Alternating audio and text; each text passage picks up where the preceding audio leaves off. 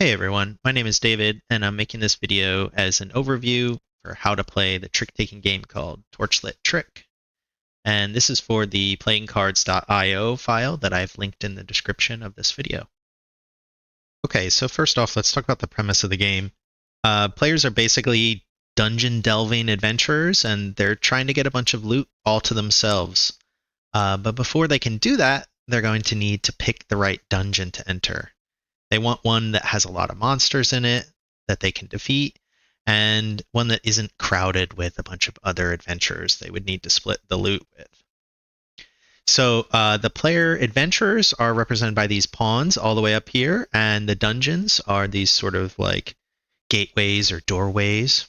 And effectively up here, this is a trick track. So a player that's taken 2 tricks would be here, and a player that's taken 4 would be here. And then most importantly, all of our monsters are found in this card deck here. So I'm just going to preface by saying this is all placeholder art.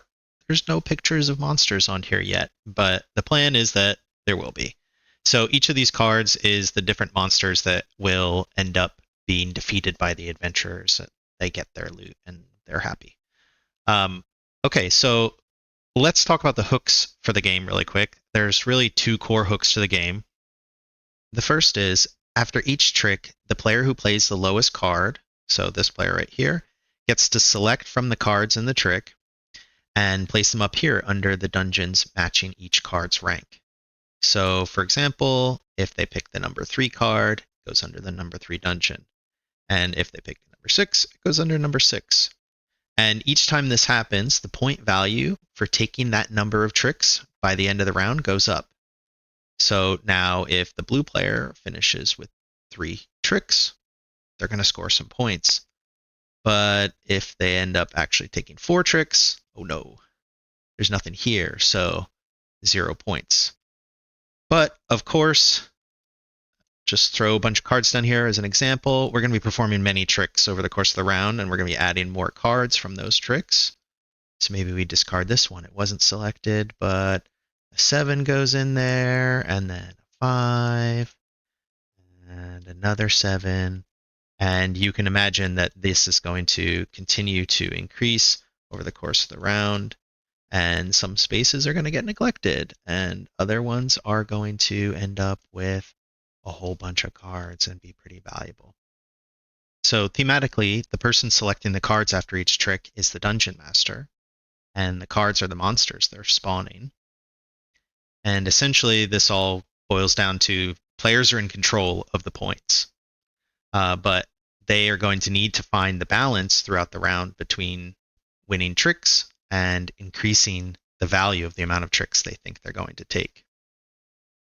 Okay, so the second hook is in the name of the game, and it has to do with these torch card slots that you see right down here next to every player. So at the beginning of a round, we'll just take a seat here and deal some cards. Everyone's going to examine their hand, and they're going to pick a card, let's just say this one, to place face down in their torch card slot. And then players are going to perform tricks, and eventually they're going to have 1 card remaining in their hand. So let's just say it's this one, and these all disappear. At this point, everyone is going to take their torch card and add it back into their hand for the final trick of the round, where they're going to have to choose to play either one of their 2 remaining cards. So let's just say they play the 1, something happens in the trick, and it gets discarded for now. So afterwards, everyone is going to take the card they didn't play into the final trick and reveal it. And if their card matches the number of the dungeon where their pawn is, so let's say it did, they get to keep the card and score bonus points on top of whatever they got from the cards here in this dungeon that we discussed already. However, if the card doesn't match their pawn's location, so let's just say they finished on 4 tricks, they take their revealed card and place it face down in the dungeon corresponding to its number. And what this does is it increases the point value of that dungeon for any other players who may have finished there. So the torch is basically a flexible bidding mechanic that lets players establish a target to aim for at the beginning of the round. So let's just say this blue player, when they chose this 6, originally believed they were going to finish with 6 tricks. However, it also supports the ability for players to switch course mid-hand. So let's just say that this player realizes mid-round that taking, say, 4 tricks is starting to look pretty valuable. And they decide that they're coming a little short on the 6 tricks they originally thought they were going to take. They're not winning as many as they thought, so they decide they're going to switch gears. However, in order for them to pivot, they're going to have to manage their dwindling hand in order to keep the card that they need until the final trick arrives. They also have to keep in mind that pivoting means that they must play whatever card they initially chose as their torch instead during the final trick. And so it's kind of like having a crystal ball into the future of you playing whatever your final card is, but you don't really know the outcome of the trick yet. And so this creates a scenario that's kind of tricky to manage all the way to that final card choice at the end, but can let players feel like they performed some kind of tactical coup when it does work out for them. Okay, so let's get into the actual how to play using the PCIO file that is linked in the description here. So after importing the file, players are going to take their seats, set their colors, and then you can click one of the 3 buttons up here to set up the game based on your player count. You can do this after every round. So let's take a seat. We'll play 4-player, for example. It gives us some cards. Afterwards, you're going to want to remove some pawns that you're not using, but now you're pretty much ready to play around. However, before that, we can sort of take a look around. We can see there's a rules summary over here on the left, and you can click it, and it'll switch to an end of round summary. And there's also a link to the full rulebook on this QR code here if you want to see that.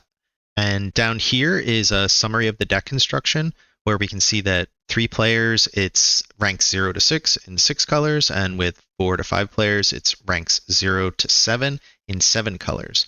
So you'll notice that there's a lot of suits in this game. Okay, so let's go ahead and jump into some of the round flow that we see up here. So at the beginning of the round, everyone is going to light a torch, which is when they're selecting a card from their hand to place as their torch. They won't be able to play it until the final trick of the round. We already know that. After that, the starting player is going to lead the first trick of the round. And this is a must-follow game. However, if a black card is played, which is trump, it's a fixed trump, then players can play any card from their hand. They don't have to follow trump. Okay, so let's just set up an example trick here. So let's just say the trump 7 was led, and then this next player doesn't have to play trump, so they play this cyan 7, and then we have another player over here who plays the purple 5. So afterwards, highest trump wins the trick, and if there was no trump, then the highest of the led color wins. That's pretty standard fare. However, every player who plays a card matching the number that was the winning rank for the trick, so in this case 7, all of those players are going to move their pawns on the trick track, so they essentially all win. So let's just say it was the red player that played this, and then we'll just say it's the blue player that played that. Everyone's going to move their pawns forward. And then the last part that we see right here is that the dungeon master gets to place the cards into the dungeons. So the player who played the lowest card into the trick, so this player right here, will become the dungeon master, and they get to select cards to place. However, which cards they get to select from depends on the combination of colors that were played into the trick. So what we can see here is that if every card in the trick is a different color, which happens to be our case here, the Dungeon Master can place any 2 cards from the trick. So in this case, it's a 3-player game. They're going to pick 2 of the 3 cards. So let's just say it was the 5 and this black 7. Okay, well, here's an aside. Why would they pick the black 7 instead of the cyan 7?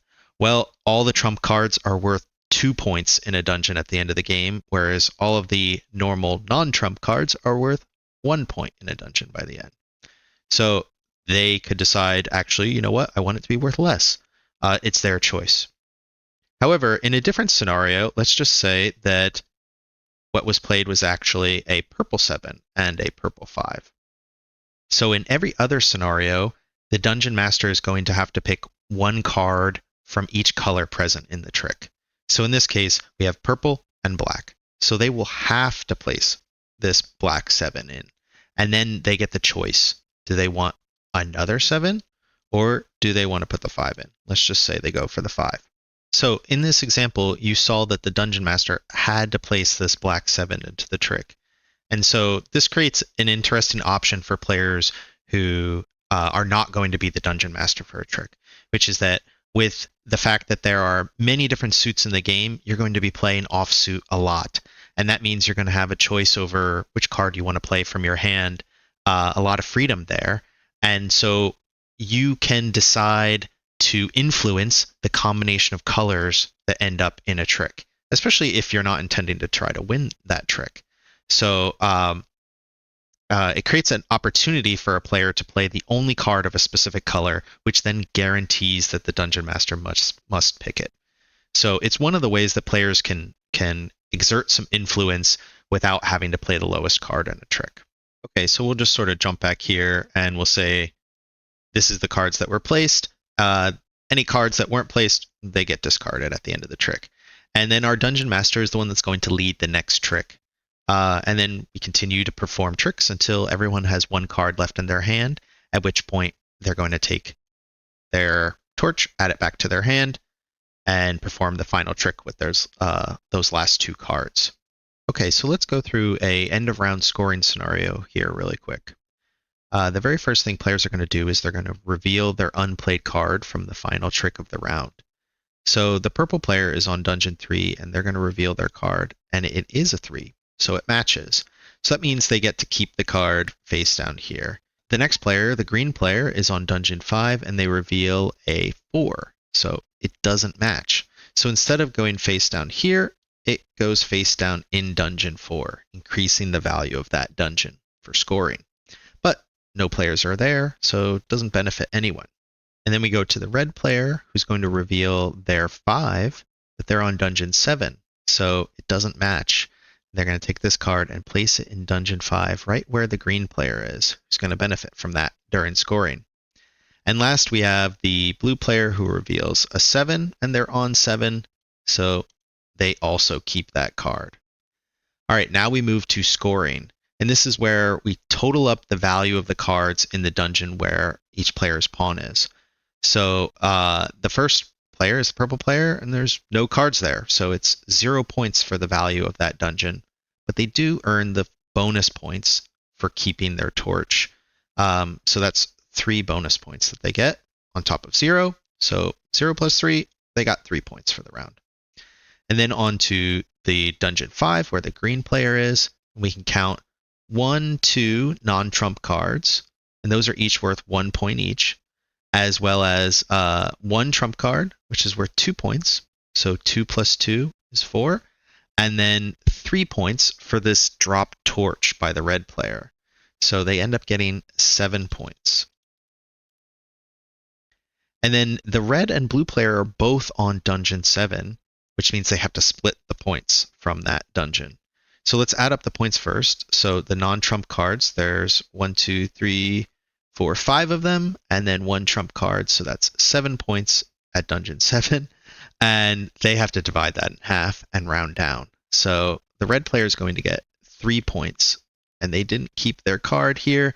So no bonus. Their final score is 3 points for the round.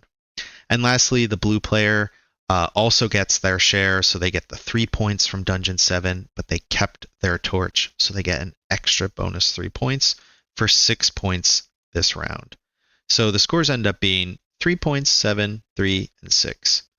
And after that, players play another round until they've played 3 rounds, and then the player with the highest cumulative points is going to be the winner of the game.